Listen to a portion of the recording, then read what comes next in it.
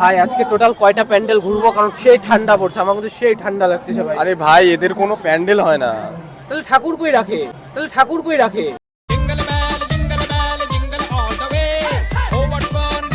ও ভাই, আমাদের যে খিচুড়ি প্রসাদ দেয় না পূজার মধ্যে, এরকম করে কি ওদের কি কেক প্রসাদ দেয়? আশেপাশে সব দোকানে দেখলাম কেক প্রসাদ দিচ্ছে। তোকে কিভাবে বোঝাবো আমি বল? কেন? আরে ভাই সত্যি দেখলাম, মানে কিভাবে বললে তুই বুঝবি আমাকে এটা সবাই বল তো। কেক খাচ্ছে ভাই। ও ভাই দাঁড়া আমি জুতোটা খুলে নি ভাই। ভাই এরকম করিস না ভাই, করিস না এরকম, জুতা খুলে ভাই, চল চল আরে চল। ভাই আমরা মন্দিরে ঢুকলেও তো জুতা খুলে ঢুকি, ওরা রাগ করবে, পরে ঠাকুর পাপ দিবে, ওদের ঠাকুর পাপ দিবে ভাই। পরে পরে পরে ও ভাই বল। আমাদের যে বাড়িতে তুলসী তলা থাকে, আমরা সন্ধ্যাবেলা করে পূজা দিই, এটাও কি ওদেরই সেরকম তুলসী তলা? এগুলো বলিস না ভাই। আর আরেকটা কথা শোন না, ওদের দেখ ওই তুলসী তলাতে ওরা বল দিছে, ওরা কিন্তু ভাই ইসে দেয় বলিস না, না এগুলো, বলিস ধূপকাঠি দেয় না ভাই। শুনলে পরে মাইর দিবে, তুই চল বাড়ি চল। ভাই এই লাল লোকটাই মানে ওদের ঠাকুর, তাই না?